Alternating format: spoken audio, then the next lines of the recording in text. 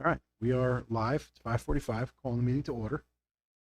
The first thing we're going to address is item 2, which is a consultant appointment. Do I have a motion? Do I have a second? All right, motion by Jerry, second by George. Uh, Any discussion before we start? Go ahead. Discussion first. If there's no discussion, we're going to go to a vote. All in favor, raise your right hand. Any opposed? Motion carries unanimously. Be it resolved that upon the recommendation of the Superintendent of Schools, the Board of Education does hereby approve Michael Rulo, interim district superintendent of Sullivan Boces, as the search consultant for the position of superintendent of schools of the Tri-Valley Central School District. There is no additional fee for this service. The charges to the district Board of Education during the search will be the cost of printing the brochure, the cost of advertising the position, and any costs associated with conducting the interviews. The board president will be the BOE contact for the district superintendent during the search process. The district clerk will be the staff contact for the district superintendent and or his assistant to resolve day-to-day issues. With that, do I have a motion to go to executive session on the discussion concerning details of the medical, financial, credit, or employment history of a particular person or corporation? Motion by Second. Jerry, second by Travis. All in favor, raise your right hand. Any opposed? Motion carries unanimously. We will go to exec session at 5:47. Thank you.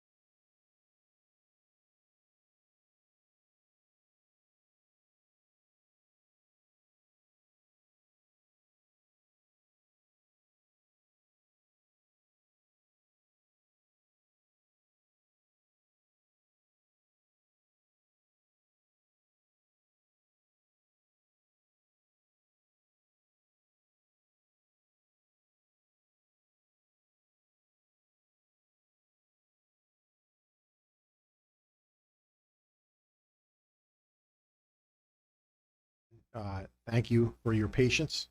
We were up in exec session. We're going to go back to regular session at 7:11 p.m. We're going to start with the Pledge of Allegiance. There will be a brief moment of silence after the pledge for Miss Ann Buchelman. I pledge allegiance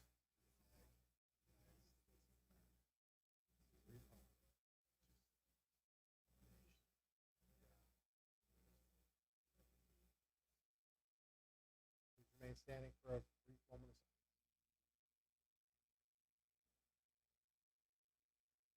Thank you. We have a memorial resolution. This is for Miss Ann Buchelman. Whereas Miss Ann Buchelman served as a staff member of the Tri-Valley Central School District, and whereas Miss Ann Buchelman served as a math teacher in the 80s and 90s, as well as a basketball coach and yearbook advisor to the students of the Tri-Valley Central School District. And whereas Miss Ann Buchelman passed away on February 27th, 2026, be it resolved that the Tri-Valley Central School District extends its thanks to Miss Ann Buchelman for her service, and be it further resolved that the Tri-Valley Central School District extends its sympathy to the family of Miss Ann Buchelman during this time of mourning. Thank you. Miss Buchelman was loved in our school. For those that were not here at that time, she was a very special woman. All right. Next, we have new. Nope, we did that already. We're going to correspondence. So we have no correspondence tonight.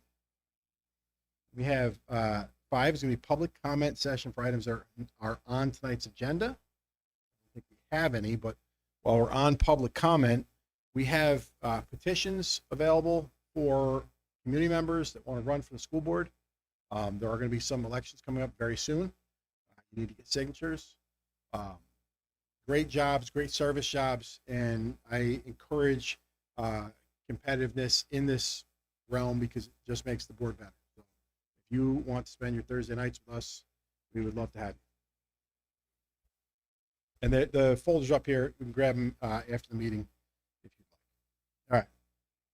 We're on to number 6, presentations. First up, we have our Winter Scholar Athletes, and Kevin Credelli will be here.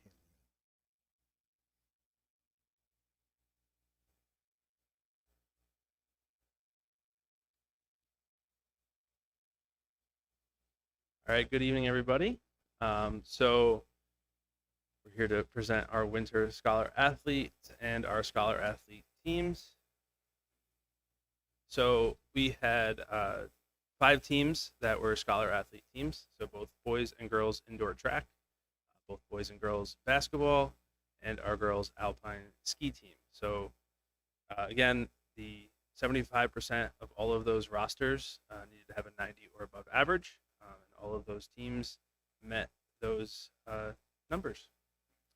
Individually, we have some of our Scholar Athletes here. We had a total of 45 Scholar Athletes this winter. So we have the list up there, and then we're going to have our Scholar Athletes come up, say their name, what sport they participated in, and then I have their Scholar Athlete pins here. You're first. Oh, I'm Johanna Clark, and I did girls indoor track.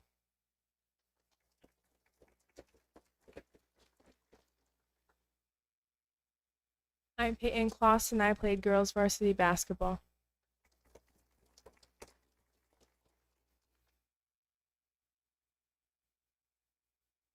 I'm Tyler Andino. I did boys indoor track.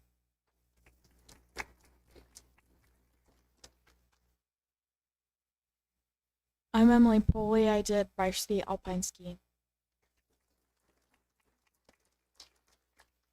I'm Dakota Berlinski. I did varsity competition cheer and varsity basketball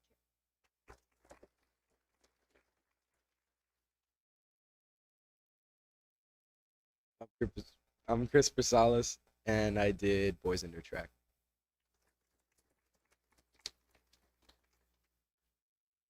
I'm Andrew Kelly. I did varsity basketball. I'm Liam Wine, and I did indoor track.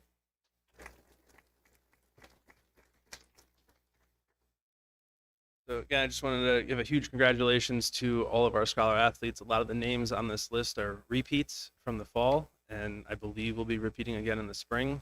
The winter season is one of those seasons that really showcases extra hard how our athletes work, both in the classroom and those late nights, with all the different events that go on or going to continue to go on. So congratulations, athletes.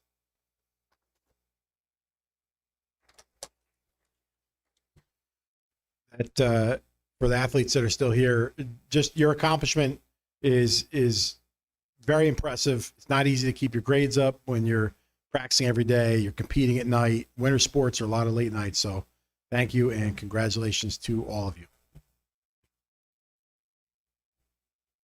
Next up, we're going to have an AI presentation by Mr. Snyder and Ms. Petit.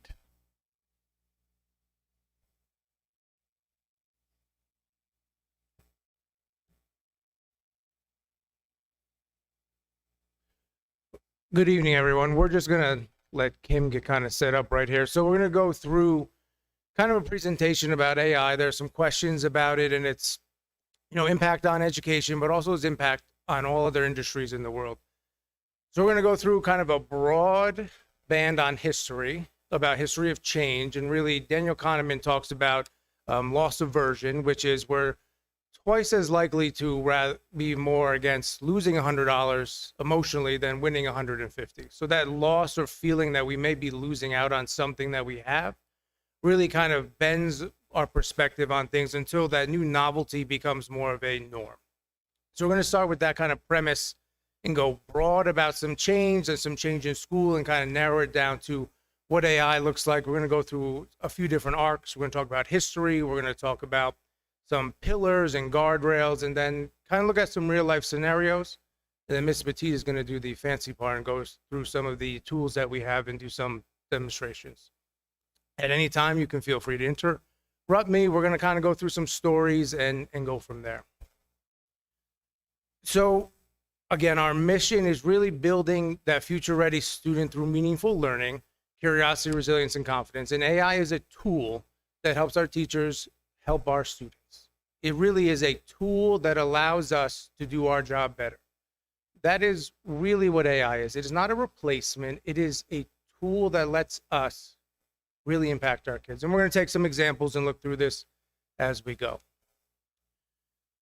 So we've had this problem since the printing press. So as soon as we started printing and moving on to the internet age, every time something new came, there was always this aversion to what is it taking away?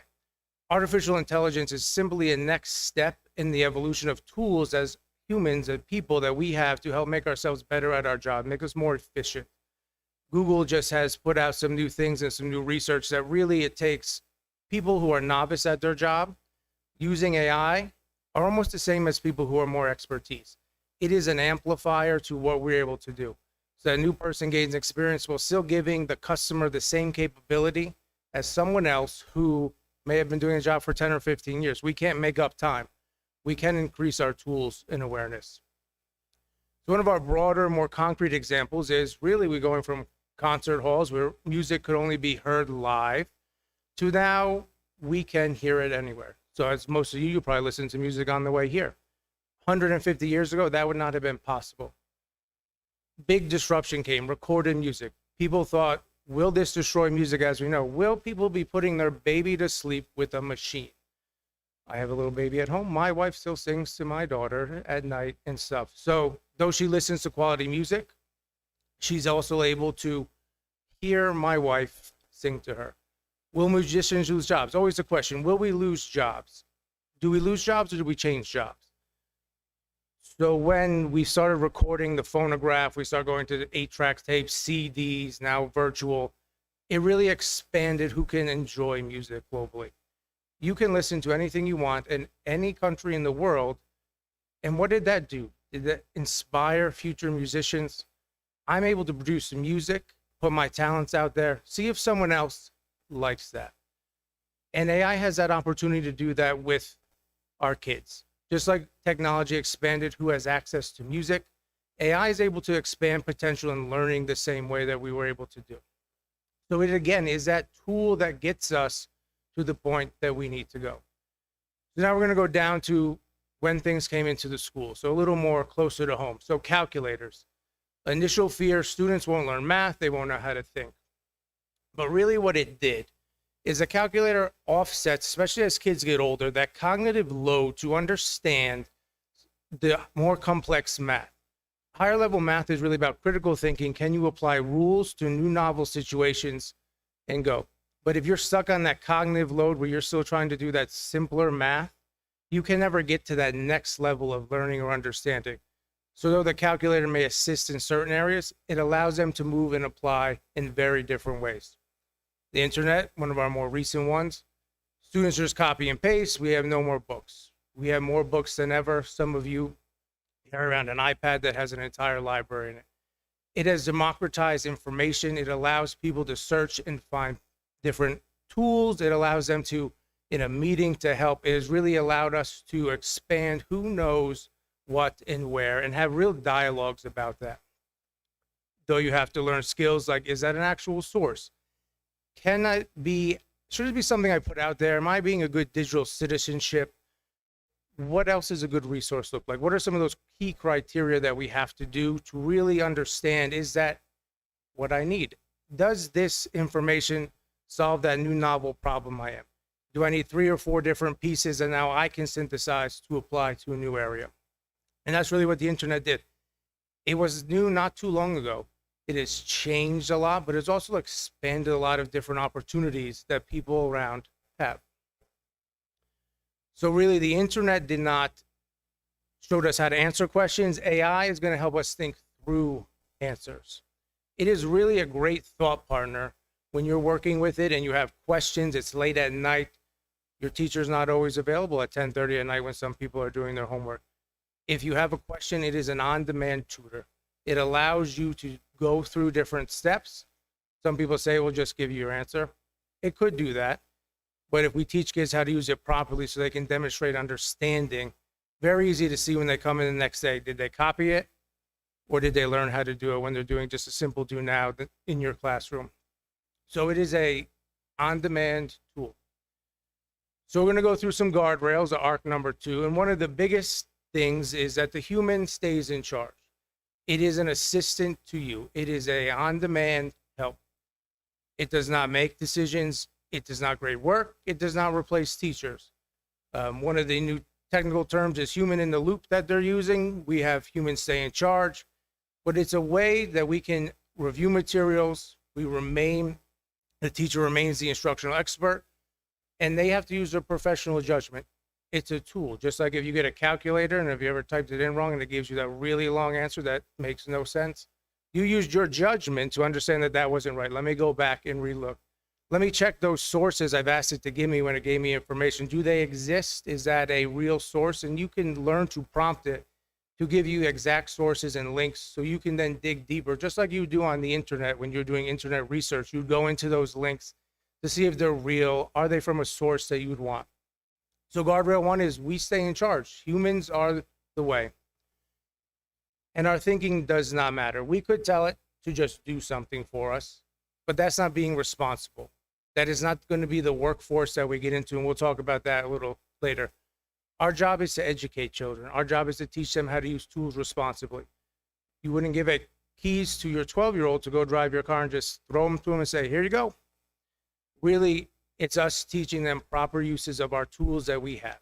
And we have some really powerful tools, and we'll get into looking at where do we go.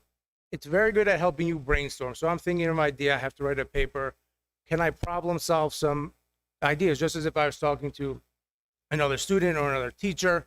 It lets me look at it. It helps me revise. So I'm doing a writing, and I have a rubric. And before I give it to my teacher, I can ask it, here's my rubric. Here's my first initial thoughts. What suggestions do you have? That gives you some suggestions. You go back and rewrite.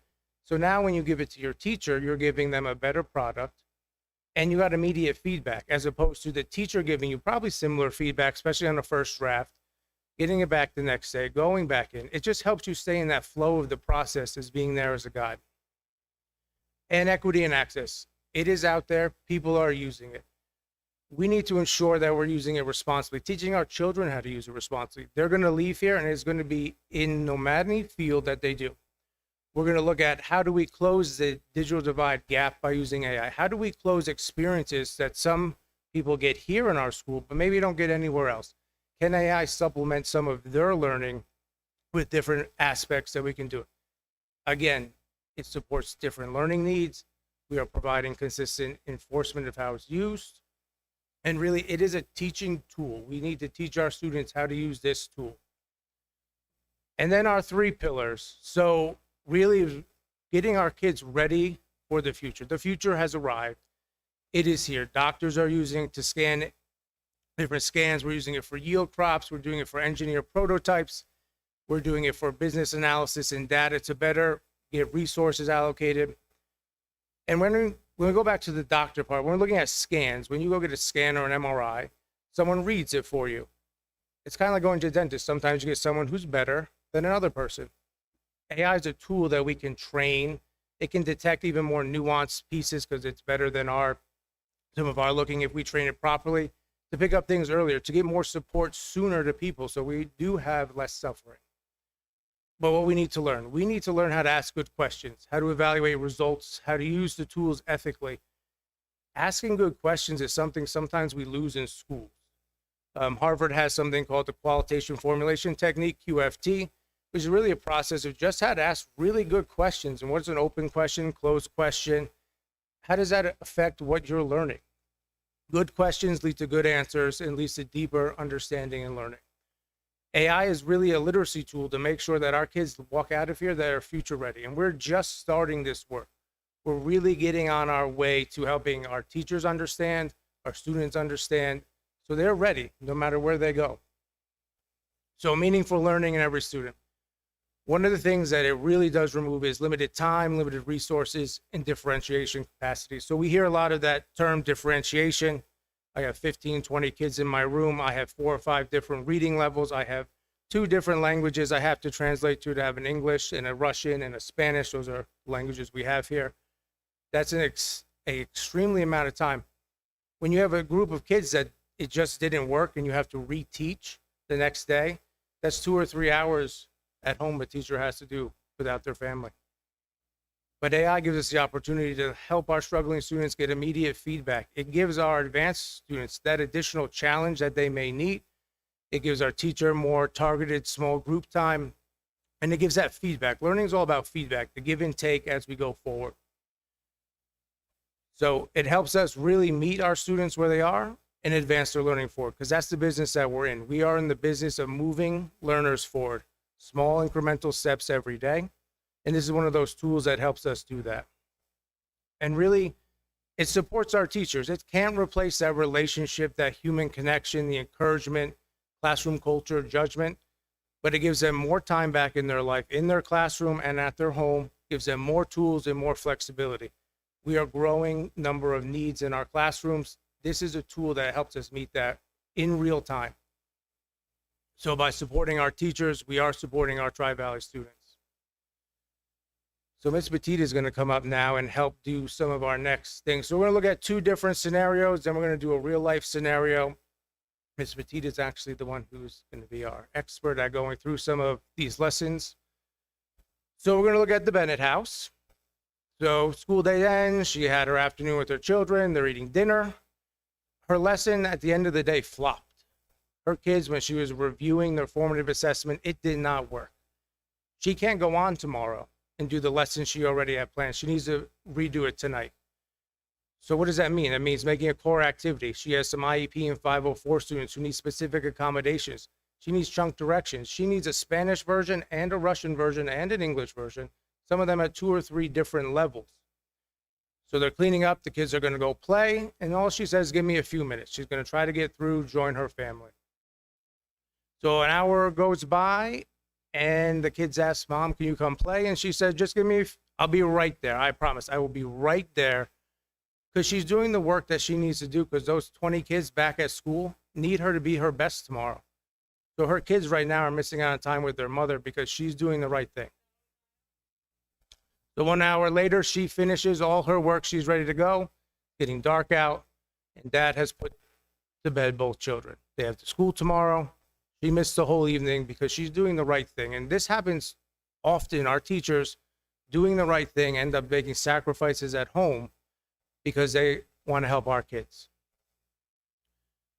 So a solution we have, and there's many of them, but right now our school has partnered with Magic AI, and we're going to go through that same activity that she needed to do that took her 2 hours, and hopefully Miss Petit will do it in a couple minutes. So while she goes through it, Magic School really does all those pieces we said. Lets you put your standard in. You can go ahead, Miss Petit. It lets you look through. So we're just going to go over a reading. We need a couple different things. We need questions. We need a reading comprehension. We need it differentiated. And these are the standards for Miss Petit's lesson plan that she's going to highlight and copy and put into her lesson. So, Miss Petit, you can talk to us. Where you go. So right now I'm thinking that I'm going to have my students work on finding a theme or central idea for one of my lessons. So I'm thinking, since my students didn't do so well at the lesson today, that I might need to take the myth that I was working on and put it at some different reading levels. So for that, I'm going to use our text leveler here. And so currently I'm going to go with my students are at a 6th grade level, but we need to sort of bring it down to a 4th grade level for one of my groups. So I'm going to go back in here. I'm going to take one of my myths.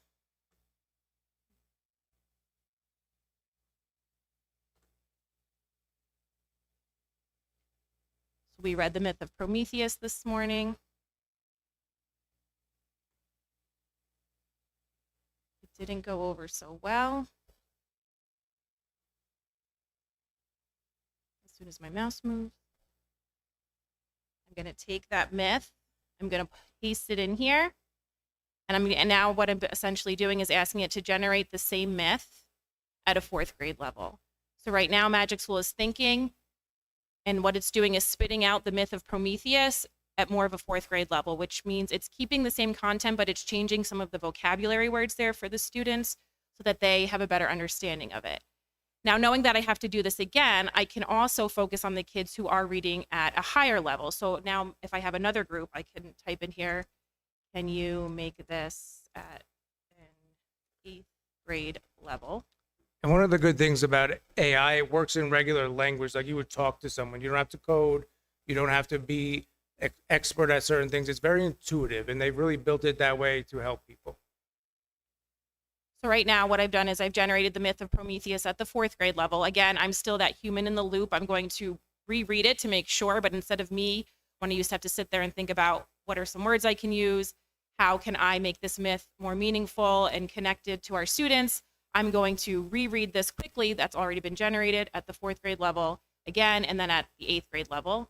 Magic School is really wonderful too because it links with our Google Drive. So I can take this and I can export it right into my Google Drive. So I can take this and I'll click export. You give it a moment. It'll put it right into my Google Drive, which then I can connect right into my Google Classroom with my students. So what would have taken me an hour to do, you've seen me do it in about 2 minutes right here. Can you make a vocabulary list and a hook for this lesson too? So in the same thread, I can ask, can you create a vocabulary list for each grade level with about 10 words.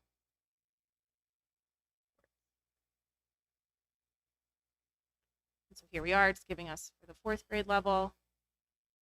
We've been taking it 5, 6, 7, 8.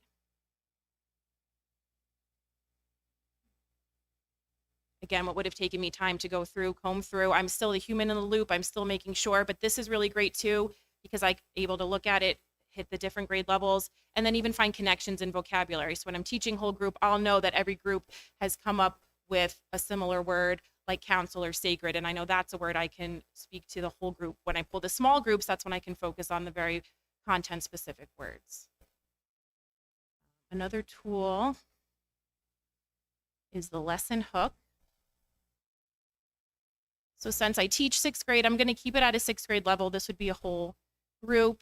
I'm going to put Prometheus. I'll put myth. Prometheus.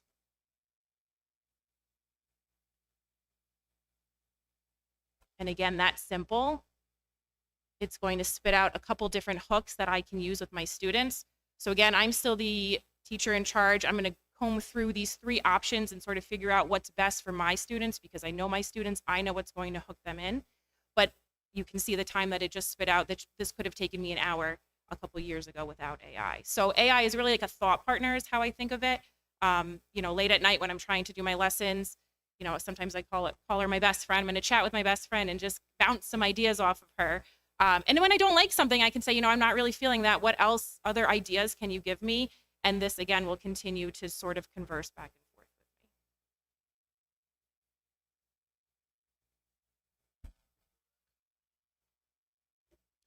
me. So that is the teacher end. So now it took 2 hours, maybe takes a half hour by the time she generates some options, combs through. Does this fit what I need? Is this what I'm looking for? Does this meet my standard? Am I going to have the assessment I want? So now a half hour later, she can play games with her child. We have saved time. It is a tool that is really a time saver. Ms. Petit told us it was a thought partner, but it is a time saver for everyone. And it gives our kids, it gives the teacher what they need when they need it. It's really a great tool for helping those things, really helping differentiate and move through. And depending on your prompts and the tool you like, you can get different perspectives on really what you want. Google just has a generative AI certificate that they opened up where it can help teachers go through a 2-hour professional development. And really they can take some of their current lesson plans, load it up, and ask it for some of these thoughts or ideas. I have a class that really likes sports, and I have a class that really likes music. I need 2 different lessons that meet my standard, but I need options for both.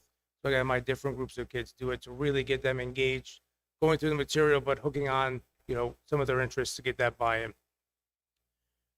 So now we're going to look at some opportunities, especially with Notebook LM with the student. So this does happen. Kids miss school for whatever reason. We have Ryan. He's an athlete. He plays football. He's after school. He's doing the right thing. He had a tragedy in his family. He had a family loss. He missed school for 2 or 3 days, and he comes back to school. So not only is he grieving, but he's missed multiple classes, multiple lessons, and he's trying to catch up. He just doesn't have a way. He only has 1 study hall a day. It doesn't line up with what his teachers are doing. And his teachers have 20 other kids that stay after school that much. He wants to get back on the team. We don't want him to have to stop doing what he loves, especially in time of grieving, because he has to catch up on some of his work and trying to understand. So we're going to look at how does Notebook LM help a student like this do it. So Notebook LM is simply where you can take all your lessons for that week that you did, your PowerPoints, any of your worksheets, and you can load it into Notebook LM, just like you would have had with this teacher. It can make you a short video, 5 to 7 minutes, to kind of give you that initial taste of what did I miss. You can listen to an audio podcast. You can ask the podcast questions. We're going to try to do that based on our presentation right now. It gives you an infographic. It can give you that summary of all that work on 1 or 2 page briefing document. Gives you flashcards. And one of the best parts, to really know if you understand, rereading your notes gives you that familiarity with the material, but it doesn't really help you do the retrieval practice, that science of learning, like, do I actually know when this resource is gone? Self-quizzing does that. That's why flashcards work. Quizzes, can I retrieve the information accurately and get the answer right? Great at generating those practices. So he's able to look at his week's worth of work. When he comes back to school the next day, he understands most of it. But now what he needs to do is can have a targeted conversation for those 2 or 3 minutes that the teacher can carve out for him in that 45-minute period, 40-minute period, and get the direct support he needs to have that follow-up question. So he has a general understanding and he can get that targeted support because he had the opportunity to use this tool. So we're just going to take a quick look at it. If anyone's ever used it before, we use some videos from it. It keeps evolving. This is one of those tools that keeps evolving through. So we're just going to click on the top infographic first, right there. So just an idea, we only uploaded 1 source. You could upload many more. It really has summarized our entire presentation into an infographic. It's a quick reference of what we've done and what we've gone through. Okay. So teacher generates all the resources on the side. You're able to go through. On the right-hand side, gives them all the different options that they would like. Sometimes to do video, it takes a couple minutes. but we pre-generated everything. So we're just going to go down to where we can ask it a question. Anyone have a question they want to ask the AI? I can ask one if you want.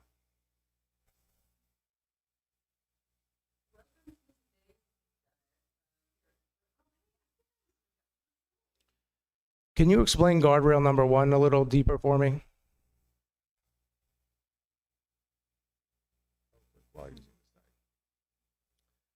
Can you explain using guardrail number 1 for me?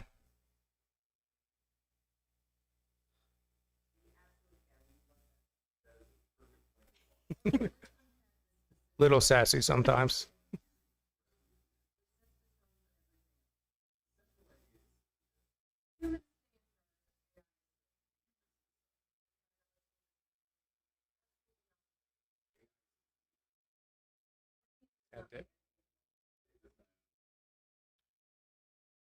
So as a student, you can ask it. Now it is limited by what you uploaded. So if you asked it some random question about how it affected, say, farming, or how did we talk about the change of cars, that wasn't in our presentation. It would not be able to answer you that. Notebook LM stays within your resources unless you allow it to go out to the website. We've only been using it as using the resources that we have. So we're going to talk about a real life AI kind of talk that I had with my brother. So again, it's really removing time. It's removing barriers. So my brother is a chief medical physicist at Yale. So we're at a niece and nephew's 4-year-old birthday party last month. They're laughing at me behind. So 4-year-old, if you've ever been at a 4-year-old birthday party, it's a little hectic and chaotic with little ones running around. But we're talking about how is he using AI? How am I using AI in our work? So what he's doing, they're looking at algorithms for treatment plans. So radiation treatment, if you don't know about it, usually you have to sit on the table. They scan you because your organs move, and then they have to do what's called contour mapping. So essentially, they have to see where your organs are so they can direct the dose correctly to get the most effectiveness per dose. This can be extremely painful for patients that are suffering, especially from cancer or pancreatic cancer or different types.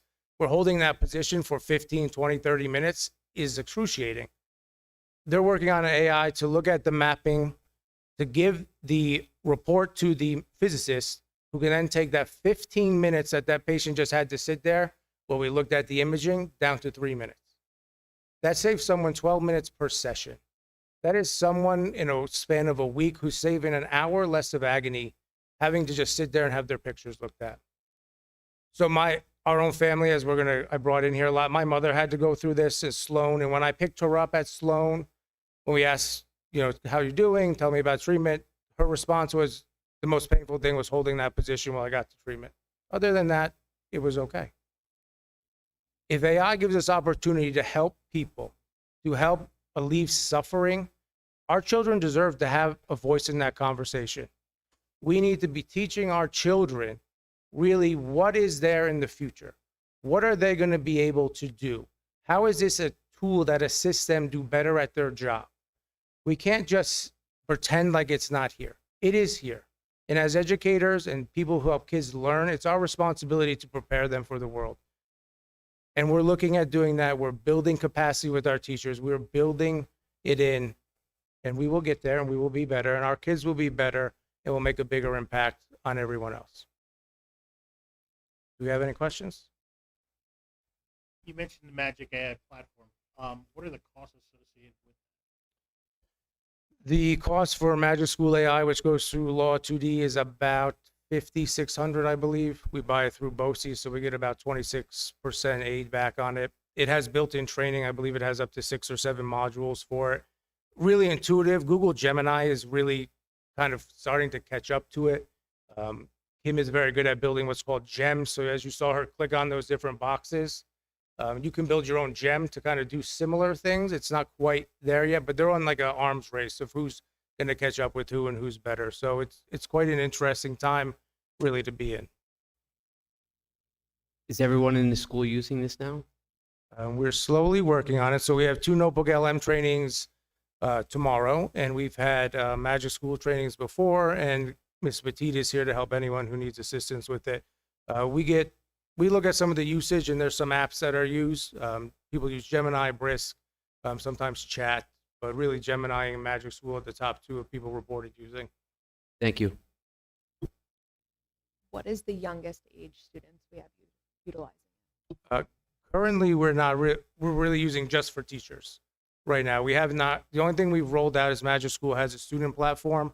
A couple of teachers in the high school are working with Miss Petit to pilot really the feedback in their writing. So I believe you have 4 classrooms right now who are just piloting the teacher version. So we have not unleashed it to everyone yet. We are being slow and precise about how we do it and kind of seeing what it is. Because again, we have to have strict guardrails and we have to teach our kids how to use it, but we also need to learn how to use it effectively first. You mentioned teaching our students to use it responsibly. So what are we doing to keep them from just taking a picture of a question, plugging it into AI, and AI then answering the question? So at home, we have no control over that. But if you're a teacher, I can get the right answer. I come in with a do now, very similar question, put it up as they're walking around. You can see who knows how to do the work or not. One of the benefits of AI is instead of taking a picture and say, solve for me, help me work through it, give me step by step, and then eventually give me another practice problem so they actually learn how to do it. That's the only real way. And one of the benefits of doing it that way is I didn't learn how to do it wrong. So when we talk about memory and science of learning, if I did it wrong 20 times, our brain doesn't care on a test or quiz later on that that was wrong. You learned it that way. It's very hard to unlearn and rewire to do it the right way. It's just one of those learning processes where the more I do it one way is the more the deeper my retrieval comes in and my encoding does. So it has a tool to help make homework more effective. If we're putting it out that way, we have not done anything formal with students or curriculum. Yet at this point, we're really working on with teachers to use it effectively in the room.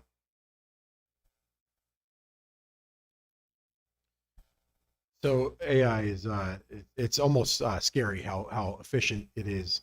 I know in the professional world, if I get an email from someone that's written in AI, it almost like makes me upset. I'm like, it's like you didn't put any effort into your points aren't here in your words. Are you finding that this is affecting how our kids write? Or like, are they leaning on it too much? And I know I am a full believer in AI, and I know this is where the world's going. I just want to make sure our kids still know how to write without relying on it. So it's a great tool as a problem to help you get that blank page going. It's a thought partner. We are starting to implement what's called the writing revolution. It's a handwritten one. It's very systematic. It starts with sentence structure down the elementary school. We had training this year. We've kind of slowly bumped it up into the secondary school. We did some little bit of training this year with the 7th and 8th grade teachers. We're going to kind of push that a little more next year with what we're able to do. Teaching them to write good sentences or getting feedback on how to write good sentences is really the key. Instead of saying, I need this written, I need an email for Frank about this, and just letting it write it, you're always in charge. So you can write your draft, ask for feedback to make it sound more professional. And they're doing that in colleges too. Some people are having kids write using AI, and then they're trading with another partner to one, evaluate the writing, and then check the sources. So they're learning how to use it as an effective tool. It is going to be part of writing. TWR is a great systematic writing to really see in all subjects, can kids write good sentences? I know Ms. Petit's worked with some of the 7th and 8th grade to do some of the writing in social studies and math where it's systematic, it's reading, it's learning to write good sentences, it's writing kind of those gist or summary sentences where you can see. If you just AI'd everything, teachers are very aware of students writing. Okay, so yeah, so they're not slipping that stuff past you guys. I don't think so. Are they? Not too much. So, I mean, you can tell, right? The simple thing is you give them a piece of paper. You can go on Google and say, here, write it. And then you go on Google history and you can really see. Using an AI to catch an AI is kind of hard. And they're finding, especially in college, that's what it is. College is that it gets it wrong 10 to 15, 20% of the time, especially if you're a more talented writer. And then you get some problems that you said you cheated, but I really wrote it myself. Let's go through my history and go. And then it's a lot of rigmarole. And you don't want to discourage a child by saying you cheated because it's just too good. You are not capable of that. We want kids to be assisted with AI so they are capable, that they can get there. And that's where every field is doing. It's taking kids who maybe not have the greatest skills or they're new or novice at a job and really making them more towards that expert level, that 5, 10, 15 years of experience to help whoever they're working with. I think it's a good thing that you guys are on it and you're staying up with it. I can tell you that I just saw a program the other day that does facial rec for partial faces that runs through all social media databases, and it was plucking half faces from pictures in the background from like other countries where someone was on vacation and they're caught in someone else's picture, and that's coming up in the queue. So it's wild what this is doing. It's truly a new frontier. Anybody else? I appreciate the what you're doing. I've been a skeptic. I've don't understand it that much, but in the last 2 weeks, I certainly found out about it. And you're right, medicine is going to come a long ways, especially. Thank you. Welcome. We're in the infancy of medicine, really looking at proteins and talking about little folds and what that means with cancer early detection. We are in the infancy of the change. Thank you, guys. Thank you. Good job. All right, next we have Ms. Erin Long doing the budget overview of the budget, revenues, tax cap, and contingency budget.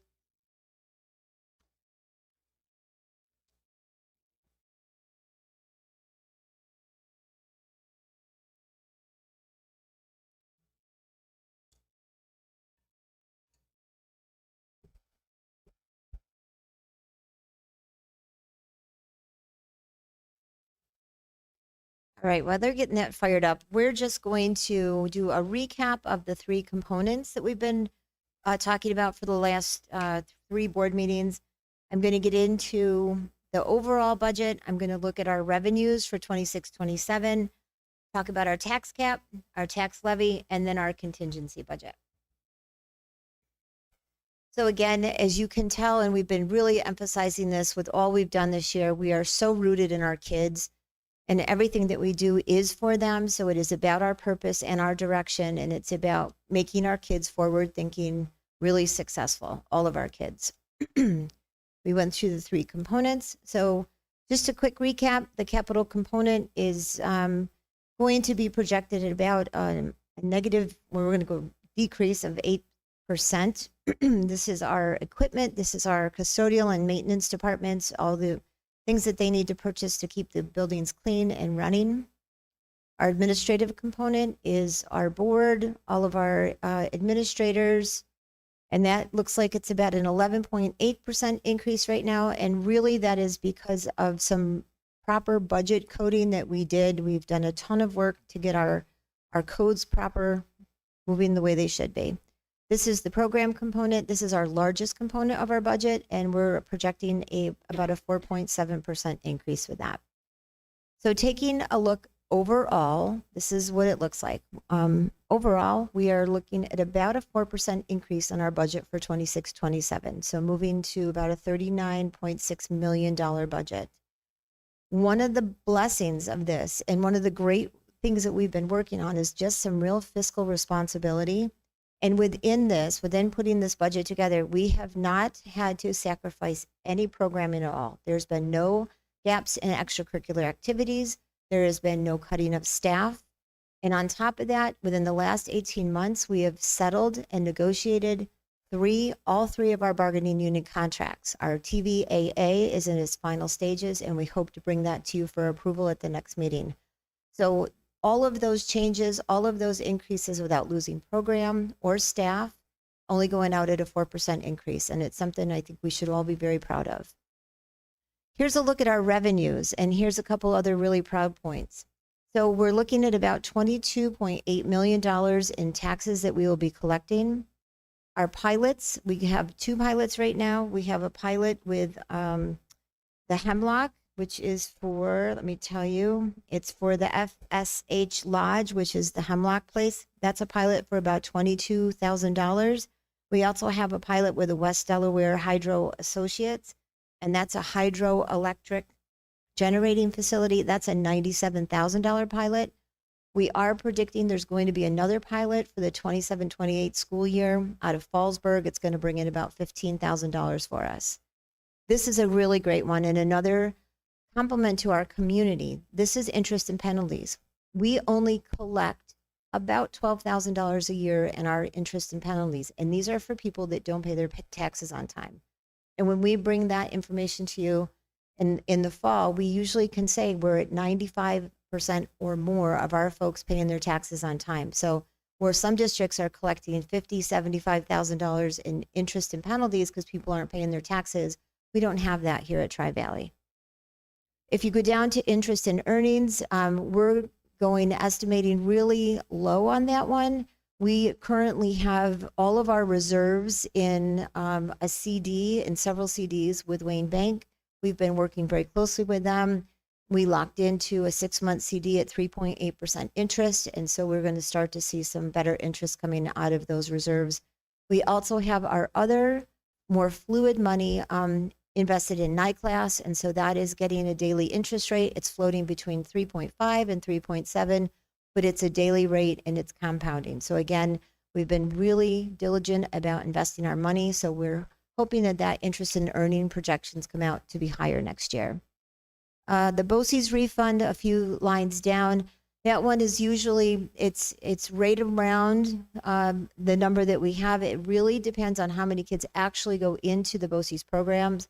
In January, we have to do an initial service request with BOCES and basically rent our seats, buy our seats for the next year. So we estimate 50 kids to go to our career and tech program. We might have 7 or 8 that go into an alt ed. And then we've got our elementary kids that to go to BOCES. So again, that alternates. It just really depends on how many kids are in the program. So this year we're able to take our applied fund balance and we're looking at rolling over 2.9 million, which is a $600,000 increase from last year. Again, we're starting to be really cognizant of our spending, making sure we get to at least that 4% when we have our auditors in to look at our books over the summer. So what does that mean for all of us? So our tax cap that was calculated came out at 3.83%. We are asking the board to consider going out at 2.99 this year. The reason we're doing that is on top of us being really cognizant and fiscally responsible, we also are planning for probably a 26% decrease in our federal dollars. And those are some of our big ticket grants. So those are the ones that are doing our academic interventions. Those are the ones that are offering opportunities for our students to engage in STEAM activities or musicals and plays. And so we don't want to lose that program, and we are anticipating seeing some cuts at the federal level. So I broke it down into some full market value for our taxpayers and for you to understand a little bit better. I did 3 samples of homes. If a home was valued at $100,000, $300,000, or $500,000. If we went out at a 299% increase, overall, the difference between last year's taxes and this year's taxes for a house worth $100,000 would be $32. If it was a $300,000 home, it would be a $96 increase. And if it was a $500,000 home, it would be a $161 increase. And we just want to put that in perspective because, you know, this is a scary time of year, and we do know that our taxpayers, the only thing they can vote on is the school budget. So we want to show our fiscal responsibility, but we also want to be really cognizant of what our folks do for us in the community. So contingency budget, this kind of moves us forward if we go to a vote and we have 2 times that the budget goes down, we need to go right to a contingency budget. And so what that does is it puts some pretty serious restrictions on things. I just want to review those. So if we have to go to a contingency budget, we automatically cannot increase anything. We are at a 0% increase from the previous year's levy. We are very prohibited on our purchases. We cannot buy any new equipment except for health and safety. We cannot buy any non-essential furniture. We could not buy any new vehicles, new trucks, a side-by-side, a lawnmower, anything like that. It would also be really impactful in our community. So we offer adult ed throughout the whole year. We would have to charge folks in our community to come in and use our buildings. We would not be able to house any of our community partners. Bear Cub Basketball would have to pay. Little League would not be able to use our building for their signups. They would have to pay. Any private groups or, that ask to use our facilities that we offer, we wouldn't be able to do that without charging a fee. We would have to restrict all administrative spending. So we would not be able to, and I kind of have it up there under 2526 in the first column at the bottom, our administrative spending, which is a formula when you take the admin component and the program component and you divide it by the admin component, you get this percentage. Last year it was 12.39%. We could not go over that. So in our contingent budget, we have built it in for 12.3%. We still would have to do all of our required instructional programs. All of our special ed services would have to happen. Transportation is required by law. And, there are some districts that have gone to this level where they've had to have students walk to school because you can walk within 2 miles. We don't have sidewalks. We don't have, safe places for kids to walk to school. And that would be something we wouldn't want to do. We would still have to be required to follow all contract obligations and then all health and safety requirements. So as a reminder, our voter registration is May 13th and 14th. It's in the district office from 4 to 8 p.m. And then our school vote is May 19th. It'll be in the secondary school lower level gym from 1 to 8 p.m. What questions can I answer?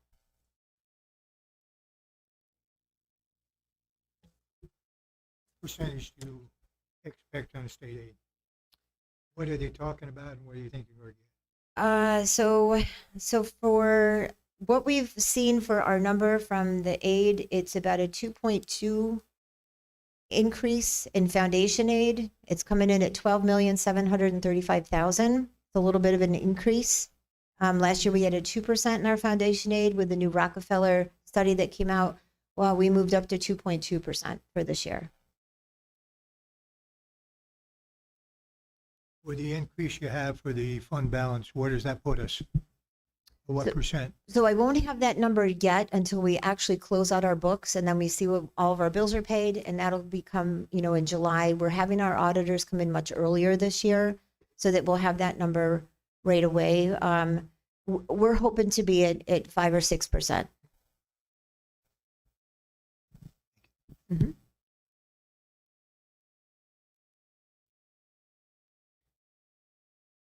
All right, I'll jump right into my superintendent's report. All right, very good. So tomorrow morning, I am meeting with Senator Oberacker and Assemblywoman Kay to continue this kind of advocacy. Our superintendents are meeting with them.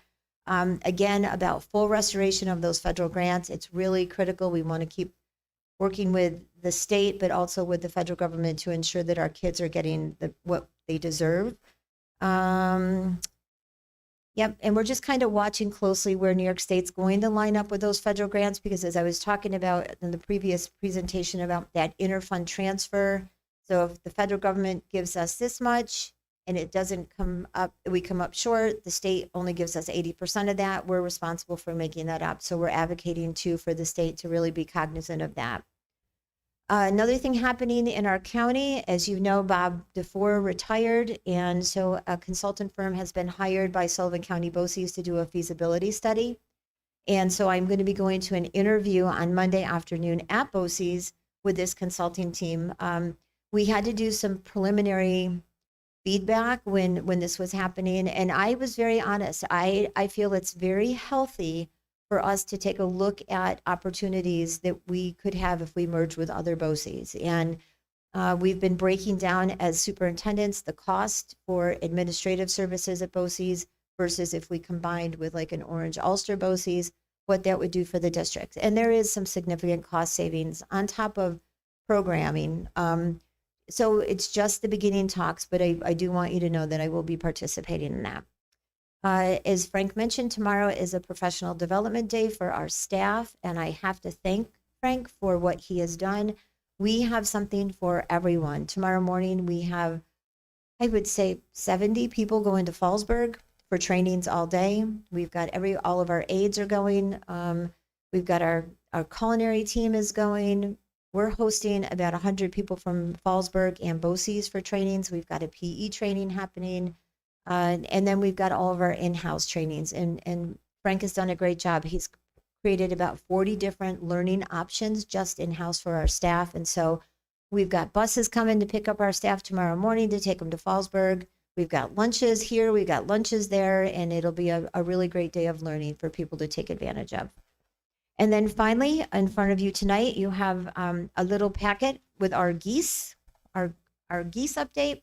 So we have ordered these beacons, and the beacons flash a light at the eye level of a goose. They're solar powered, so they go into the ground, and then they flash, and they're meant to keep the geese off during the day and especially at night, because I don't think the geese close their eyes all the way, and it's just supposed to be annoying. Comes with a money back guarantee. This is a company out of Ohio that I've been talking with a lot. So we have ordered 6 of them. They span 100 yards. One is going to go at each goalpost, and then it'll cover the track. One is going up by the shed at the baseball field, so it should cover the baseball field. One is going to the softball field, and maybe we got 4. And then on the next page, we have one that floats in the water. So that one is going into Lake George. So we've got those are on the way. And there's a little bit of a flyer just about information with that. We have ordered containers of goose granular repellent. That covers 7,500 square feet. We've got 4 coming. It's a 20-day-ish spread. So we're going to get those out on the fields and on the grass and see what happens with those. It's the same thing that Pat had presented to us. They're all natural ingredients, pepper and those kind of things.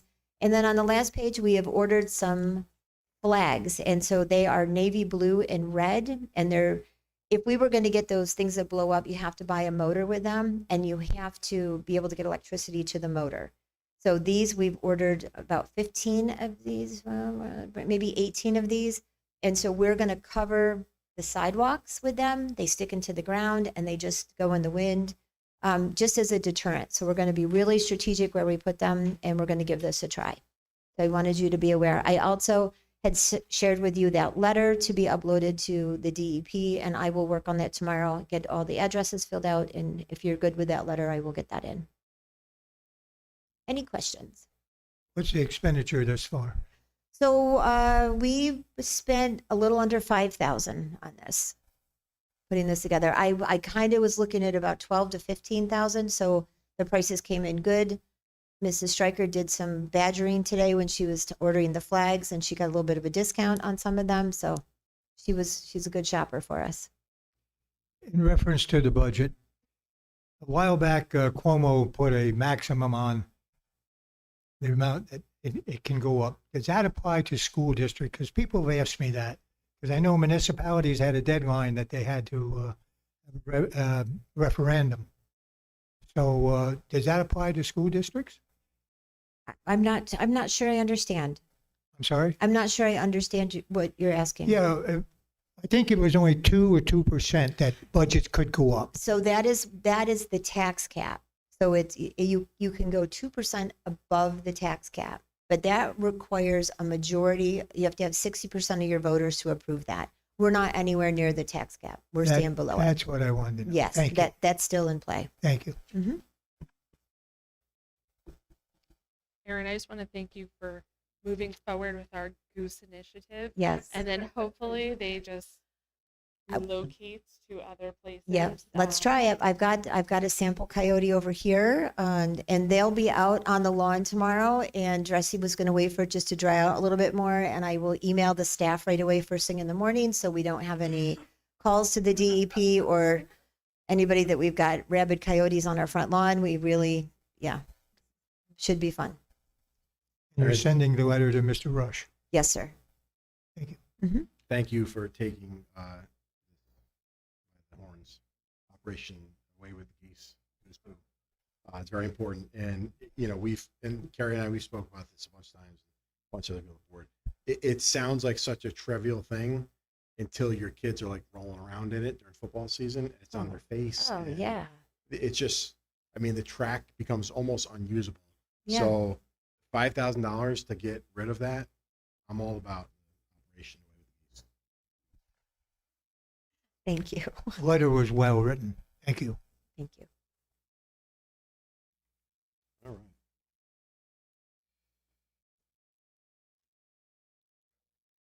Number 8, items the board wants pulled from tonight's agenda. We have an item. Okay. Number 9, the consent agenda. Resolution to approve the entire consent agenda. Do I have a motion?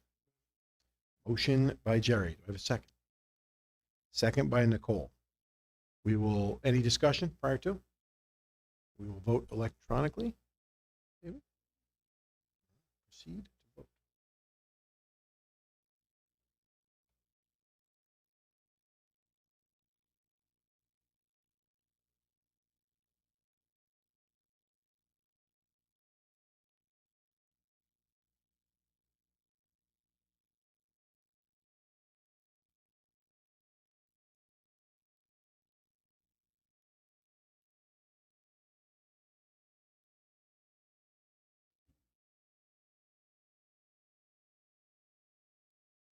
I'm not getting anything.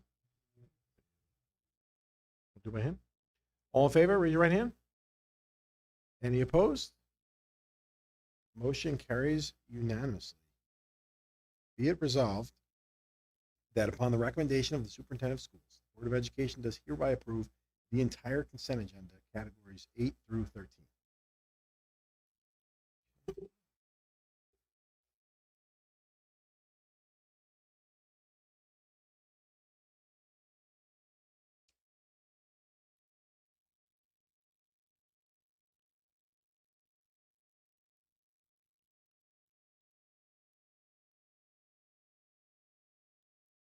For the record, that is 8 through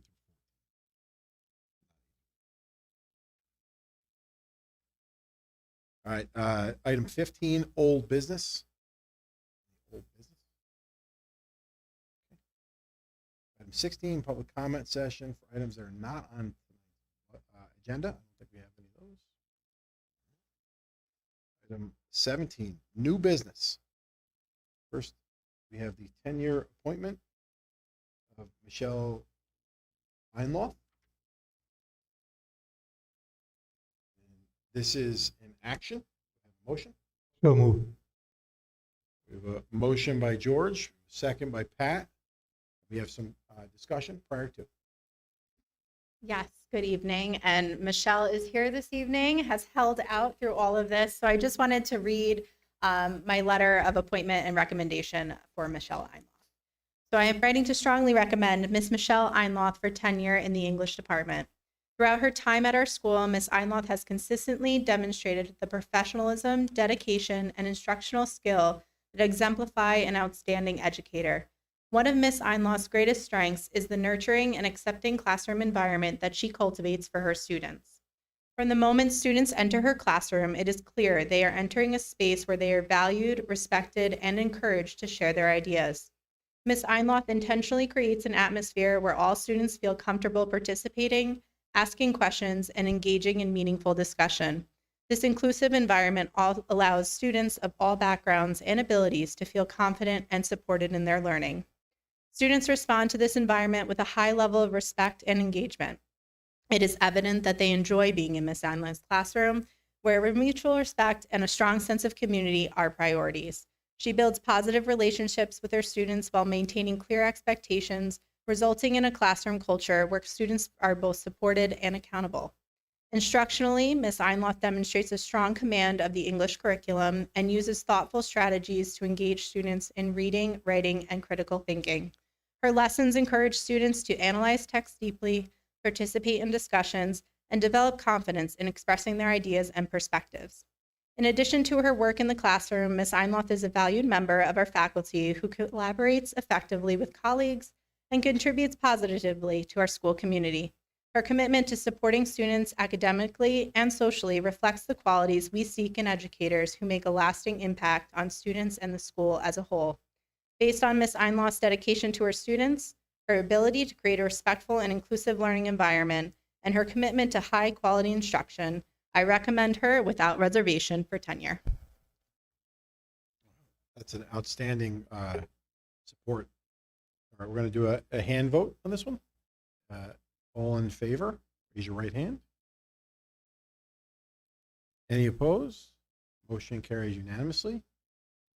Be it resolved that in compliance with the provisions of Section 3013 of the Education Law and Part 30 of the Rules of the Board of Regents, and upon the recommendation of Aaron Long, Superintendent, that Michelle Einloth, probationary teacher, having been appointed by the Board of Education to 3 4-year probationary appointment in the tenure area of English Language Arts 7 through 12, effective April 12th of 2021, and having been shown that Michelle Einloth holds a valid New York State certificate number 18326952241 in the Tri-Valley Central School District, now by resolution of this Board of Education dated March 12th of 2026, this Board of Education does hereby appoint Michelle Einloth to tenure in the area of English Language Arts 7 through 12, effective March 16th, 2026. Congratulations.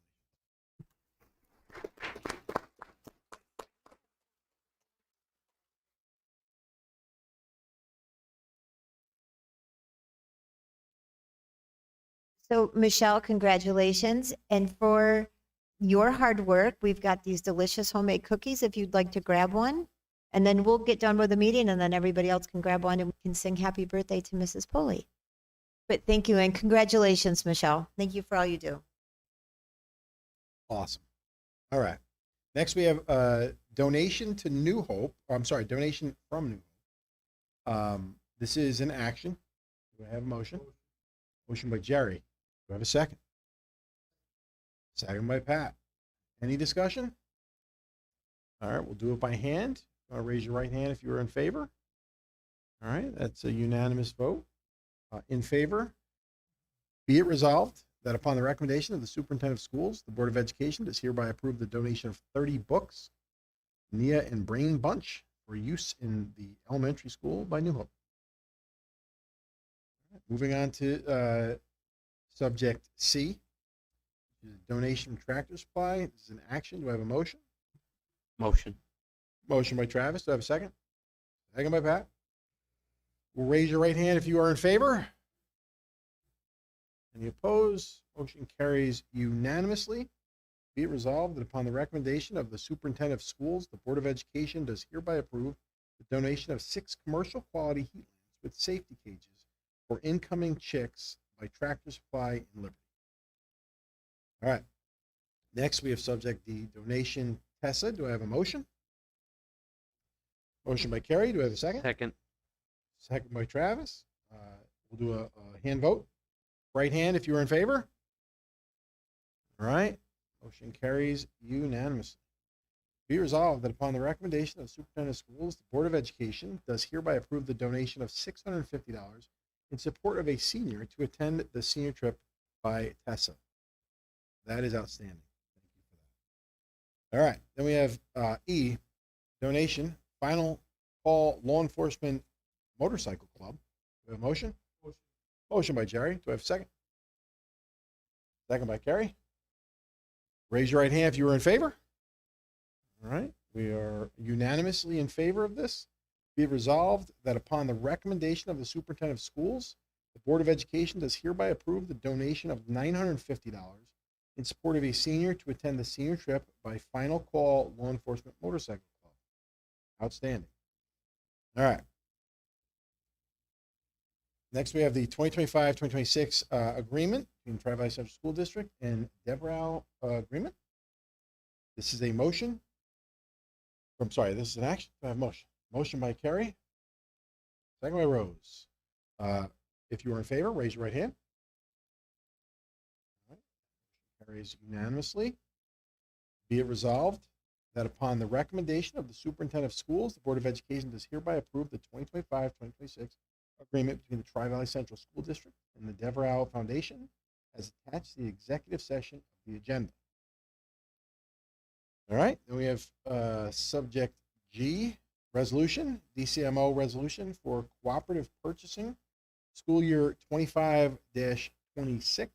This is an action. Do I have a motion? Motion by Jerry. Do I have a second? Second by Nicole. Any discussion? All right, all those in favor, raise your right hand. That motion also carries unanimously. All right. Whereas the Cooperative Purchasing Service is a plan of a number of public school districts in the Delaware, Shenango, Madison, Otsego, BOCES area in New York, and to bid jointly equipment, supplies, and contract items. And whereas the central school name below is desirous of participating with other districts in the Delaware, Shenango, Madison, Otsego, BOCES in the joint bidding of the items mentioned above as authorized by General Municipal Law, Section 119-0. And whereas the central school name below wishes to appoint the Delaware, Shenango, Madison, Otsego, BOCES the responsibility for drafting of specification, advertising for bids, accepting and opening bids, tabulating bids, and awards bids on their behalf. Therefore, be it resolved that the Board of Education of the central school listed below authorizes the Delaware, Shenango, Madison, Otsego, BOCES to represent it in all matters leading up to the entering into a contract for the purchase of the above mentioned commodities. And be it further resolved that the Board of Education of the central school listed below agrees to 1, assume its equitable share of the costs of the cooperative bidding, 2, abide by majority decisions of the participating members, 3, that it will award contracts based on information provided from the bid, 4, abide by the award of the BOCES board, 5, and that after the award of the bid, it will conduct all negotiations directly with the successful bidder. All right, H. Resolution, DCMO, resolution for food and cafeteria supplies, school year 26-27. This is an action. Do we have motion by Pat? Second. Second by Travis. Yes, thank you. Any discussion? I have a question. I see it says 26, 27. That takes in all next year, then, the 27? So when is it in? December? The bid is for the 26-27 school year. So the new bids will come out around May 15th, but then you do your bidding for your supplies and equipment for the 26-27 school year. How do you budget for that? So we have a guesstimate of what we spend on supplies. We don't necessarily use the food, but we want to keep that option open. But we do buy a lot of our paper supplies through DCMO. We buy a lot of our pencils, our pens, our notebooks, our glue sticks, those kind of things. And so what we've been able to do this year is right now all of our supply requisitions are in and they're being processed because I think we saw May 1st, May 15th, the new DCMO BOCES bid comes out and it's going to be an increase. So we're able to purchase right now all of our supplies and materials for our teachers this year with this budget so that we can stay under that cost of the increase that we're going to see when they put out their new bid. It also helps a ton with our ordering and getting things ordered early instead of later. So that lets our accounts receivable person, Melody, process them in her own pace so supplies can come in. She can make sure we've got what we need and we're way ahead of the game. And our goal is to do that forward moving on. So next year we will order supplies for the following year on next year's budget. Does that make sense what I'm saying? It does, but it says for food and cafeteria supplies. Mhm. How is pencils and teacher supplies? So the other one that we just did was their DCMO. The other one we just approved. So we do a lot with DCMO. They have the best pricing. We get our fuels from them. We do our supplies. That's not this one, though. No, this one is cafeteria food and supplies. Well, we're not buying food from them yet. We do want to keep that option open. So we want to approve that. But we do go into DCMO for napkins and paper products and cups and things. They have the best pricing. It's just stretched out so long. That was a question. Yes. Any more discussion on this item? All right, we'll do a vote by hand. Raise your right hand if you're in favor. All right, we have another unanimous vote. whereas it is a plan of a number of public school districts in the Delaware, Shenango, Madison, Otsego, BOCES area, and New York to bid jointly cafeteria supplies, including but not limited to food and paper items. And whereas the central school named below is desirous of participating with other districts in the Delaware, Shenango, Madison, Otsego, BOCES area in the joint bidding of the items mentioned above as authorized by General Municipal Law, Section 119-0. And whereas the central school named below wishes to appoint a committee made up of participating schools to assume the responsibility for drafting of specifications, advertising for bids, accepting and opening bids, tabulating bids, and providing the information to their Board of Education who will make the awards. Therefore, be it resolved that the Board of Education of the central school listed below hereby appoints the Delaware, Shenango, Madison, Otsego, BOCES to represent in all matters relating above and designating the Evening Sun newspaper as the legal publication for all cooperative purchasing bid notifications.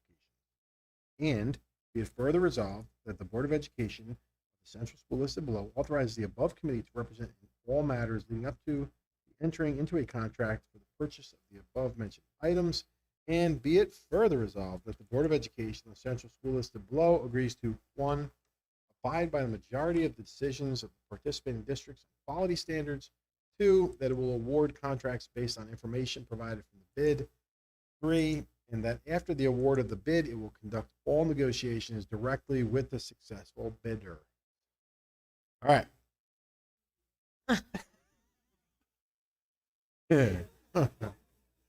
Oh, boy. 18. We'll go to the board comment session. Want to start with Chris? All right. Anything? Okay, so nothing new with the students. I've been asking around. They have no new comments or anything, nothing major. I just would like to say that the Color Wars and competition night coming up, school spirit is up a lot right now. Everyone's super happy for them. Spring sports started as well. That's great. I'm seeing a lot more people just on track and field. A lot of new faces. I think sports has been up, and I also like the SAT prep that they're doing for the juniors. I think that's a great program, and I've been to one of them, and it was really good. And I also want to say happy birthday to Mrs. Polly. Chris, can I ask you a quick question? Yeah. The word on the street was that the food was bussing the other day, and I did watch the videos, so I learned some new slang this morning, but how's the food? The food is, I would say the food is bussing. I did I did try the pizza. You did recommend. As I said, I was more of a sandwich guy, but I tried the pizza. Okay, how was Pizza it? was amazing. All right, let's The go. hot lunch is great. The sandwich line is great. I see there's a lot more options for the salad bar Mhm. and the sandwich line. They have like croutons and different cheeses. It's great. Wonderful. Thanks, Chris. Keep me posted on that. Check with your friends, okay? Pocket, Chris. Pocket. Rose? You know, I keep telling my daughter to check out the salad bar. She has yet to venture into the cafeteria to check things out. So hopefully I can work on her with that. I wanted to say I had the privilege of attending the poetry slam last night, and I was just blown away at the bravery that some of those students had just to get up on stage. You know, takes a lot. And to see those kids, even the ones who struggled, push through and complete their poems, I think that's fantastic that so many students participated. I laughed, I cried. It was a really good time. That's it. A couple things. One is congratulations to Miss Steinwell. Good for her. Get home safe. But congratulations. I wanted to wish good luck to Kane and Anna as they compete at the Nike New Balance Nationals. Making Tri Valley proud as always. Happy 29th birthday to Carrie, and that's all I got. George? Shout out to the maintenance. I think it was a trying year this year, and you certainly did a good job. I haven't heard any complaints, and every time you come down, everything's cleaned up. I think a thank you for the donation should be sent out. And I've noticed that we've had some pretty great athletes here at Tri Valley, and they're moving on now and moving up in more competition. And little Tri Valley, we should be really, really proud of those kids. Well, all Educating the public and kind of bringing us up to speed about and teaching the people out there that are not familiar with it at all. We really do appreciate that. Oh, one last thing. If you are putting out the coyotes all over the place, maybe we could put a Tri-Valley bear around the neck or something, or Oh, yeah, we'll put some swag on it. yeah, a little bit of swag would be great. That might help Maybe the deter public when they people drive from by. calling and there's a coyote on the loose. So thank you. Good thinking. All right. Couple Sundays ago, my family and I watched the play that was put on. The children did such an amazing job. Kudos to all the staff that helped put it together. It was awesome. My children went home and watched Newsies and actually said, I think the kids at school did it better. So kudos to them. And happy Follow up on the play. So I came also on the Sunday matinee. The microphones were a little bit of a struggle for them, but the show goes on and they didn't miss a beat. Is that something we rent, or do we own that equipment here at the school?